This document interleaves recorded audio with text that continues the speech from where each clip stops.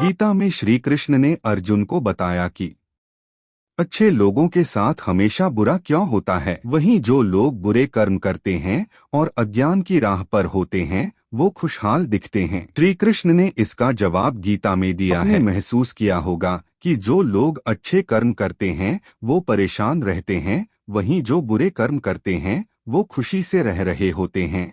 अच्छे कर्म करने वाले परेशान होते हैं कि आखिर उन्हें इतनी परीक्षा क्यों देनी पड़ रही है, जबकि जो अधर्म की राह में हैं वो खुश हैं और जिंदगी का लुत्फ उठा रहे हैं। अगर आपके मन में भी ये सवाल आया है तो आज हम आपको इसका जवाब देंगे। ये जवाब वो है जो भगवत गीता में लिखा है और श्री कृष्ण ने अर्जुन को दिया था। भगवत गीता में वर्णित कथा के अनुसार जब भी अर्जुन के मन में कोई दुविधा होती थी तो वो श्री कृष्ण के पास पहुंच जाते थे।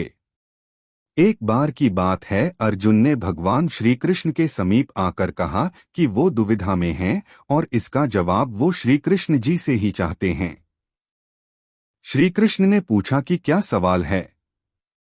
अर्जुन ने कहा, मुझे ये जानना है कि अच्छे लोगों के साथ हमेशा बुरा ही क्यों होता है, वहीं बुरे लोग खुशहाल दिखते हैं। अर्जुन के मुंह से ऐसी बातें सुनकर श्री कृष्ण मुस्कुराए और कहा, मनुष्य जैसा सोचता है और महसूस करता है वैसा कुछ नहीं होता है, बल्कि अज्ञानता की वजह से वो सच्चाई नहीं समझ पाता है। अर्जुन उनकी ये बात समझ नहीं पाए। इसके बाद श्री कृष्ण ने क्या कहा वो जानते हैं। श्री कृष्ण ने अर्जुन से कहा, पार्थ, मैं तुम्हें एक कथा सुनाता हूँ, उसे सुनकर तुम समझ जाओगे कि हर प्राणी को उसके कर्म के हिसाब से ही फल मिलता है। प्रकृति हर किसी को अपनी राह चुनने का मौका देती है। अब वो मनुष्य की इच्छा पर निर्भर करता है कि उसे धर्म की राह चुननी है या अधर्म की। कथा शुरू करते हुए श्री कृष्ण ने कहा, एक नगर में दो पुरुष रहा करते थे।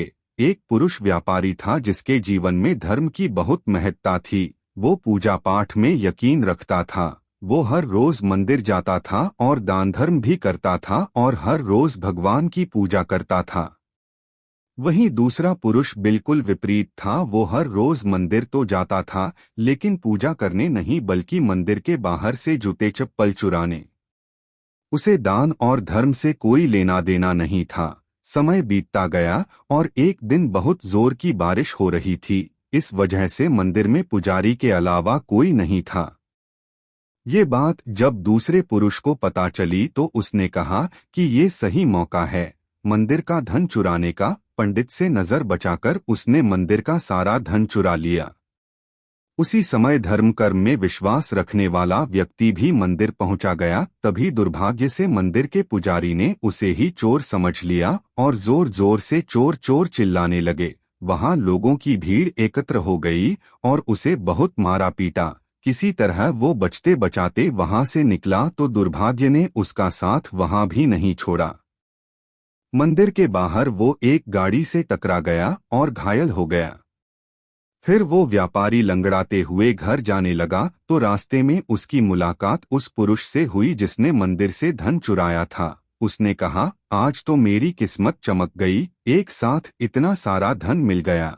ये सब देखकर उसे बहुत बुरा लगा और उसने अपने घर से भगवान की सारी तस्वीरें निकाल दी। कुछ सालों बाद दोनों की पुरुषों की मृत्यु हो गई। मरने के बाद जब दोनों यमराज की सभा में पहुंचे और भले पुरुष ने दूसरे व्यक्ति को देखा तो उसे बहुत गुस्सा आया। उसने क्रोधित होकर यमराज से पूछ ही लिया, मैं तो हमेशा अच्छे कर्म करता था, दान में विश्वास रखता था, उसके बदले जीवन भर मुझे अपमान और दर्द ही मिला और इस व्यक्ति को नोटों से भरी पोटली, आखिर ऐसा भेदभाव क्यों? इस पर यमराज ने कहा, पुत्र, तुम गलत समझ रहे हो। जिस दिन तुम्हारी गाड़ी से टक्कर हुई थी वो दिन तुम्हारे जीवन का आखिरी दिन था, परंतु तुम्हारे अच्छे कर्मों की वजह से तुम्हारी मौत सिर्फ एक छोटी से चोट में बदल गई। तुम इस दुष्ट व्यक्ति के बारे में जानना चाहते हो। दरअसल इसके भाग्य में राजयोग था, मगर इसके कुकर्मों और अधर्म की वजह से वो सिर्फ एक छोटी सी धन की पोटली में बदल गया। कथा सुनाने के बाद श्री कृष्ण अर्जुन से कहते हैं, पार्थ, क्या अब तुम्हें तुम्हारे सवाल का जवाब मिल गया? ऐसा सोचना कि भगवान तुम्हारे कर्मों को नजरअंदाज कर रहे हैं, ये बिल्कुल भी सत्य नहीं है।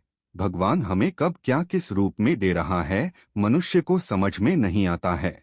मगर आप अच्छे कर्म करते रहें तो भगवान की कृपा हमेशा बनी रहती है। इसलिए अपने अच्छे कर्मों को बदलना नहीं चाहिए, क्योंकि उसका फल हमें इसी जीवन में मिलता है।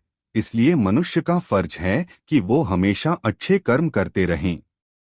क्योंकि श्री कृष्ण ने गीता में भी बताया है कि किसी के द्वारा किया गया कर्म बेकार नहीं जाता है, चाहे वो अच्छा हो या बुरा।